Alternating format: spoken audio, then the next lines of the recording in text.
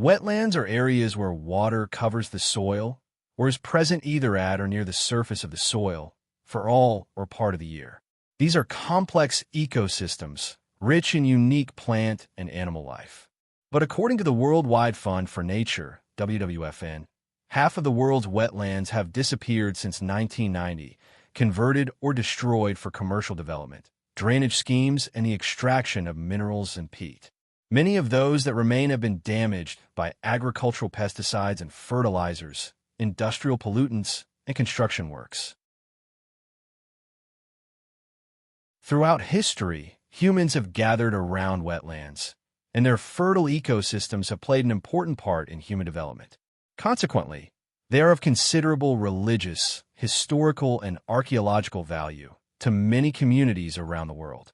Wetlands directly support the livelihoods and well-being of millions of people, says Dr. Matthew McCartney, principal researcher and hydrologist at the International Water Management Institute, IWMI. In many developing countries, large numbers of people are dependent on wetland agriculture for their livelihoods. They also serve a crucial environmental purpose.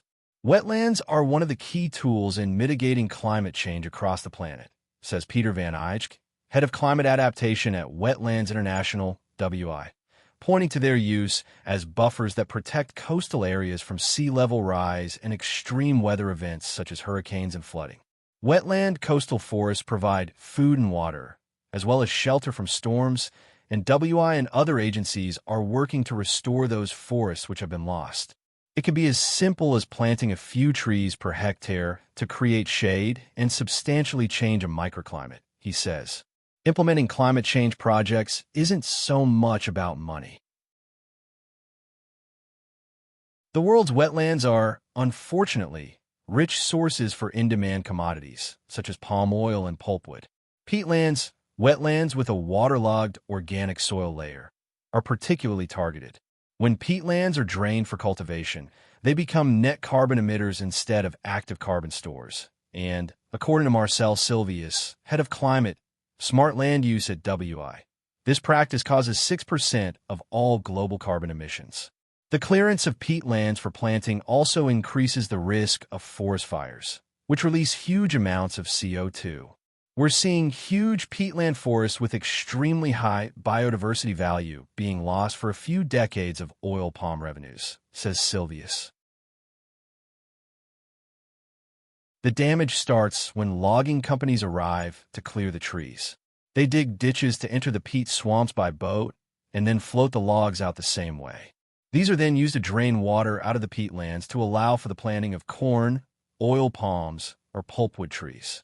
Once the water has drained away, bacteria and fungi then break down the carbon in the peat and turn into CO2 and methane. Meanwhile, the remainder of the solid matter in the peat starts to move downwards in a process known as subsidence. Peat comprises 90% water, so this is one of the most alarming consequences of peatland clearances. In the tropics, peat subsides at about 4 centimeters a year, so within half a century, very large landscapes on Sumatra and Borneo will become flooded as the peat drops below water level, says Silvius. It's a huge catastrophe that's in preparation. Some provinces will lose 40% of their landmass. And while these industries affect wetlands in ways that can easily be documented, Dr. Dave Tickner of the WWFN believes that more subtle impacts can be even more devastating. Sediment, runoff, and fertilizers can be pretty invisible, says Tickner. Over-extraction of water is equally invisible. You do get shock stories about rivers running red or even catching fire, but there's seldom one big impact that really hurts a wetland. Tickner does not blame anyone for deliberate damage. However, I've worked on wetland issues for 20 years and have never met anybody who wanted to damage a wetland, he says. It isn't something that people generally set out to do. Quite often, the effects simply come from people trying to make a living. Silvius also acknowledges the importance of income generation. It's not that we just want to restore the biodiversity of wetlands, which we do, but we recognize there's a need to provide an income for local people. This approach is supported by IWMI. The idea is that people in a developing country will only protect wetlands if they value and profit from them, says McCartney. For sustainability, it's essential that local people are involved in wetland planning and decision-making and have clear rights to use wetlands. The fortunes of wetlands would be improved, Sylvia suggests, if more governments recognize their long-term value. Q24. Different governments have different attitudes, he says, and goes on to explain that some countries place a high priority on restoring wetlands, while others still deny the issue. McCartney is cautiously optimistic, however. Awareness of the importance of wetlands is growing, he says. It's true that wetland degradation still continues at a rapid pace, but my impression is that things are slowly changing.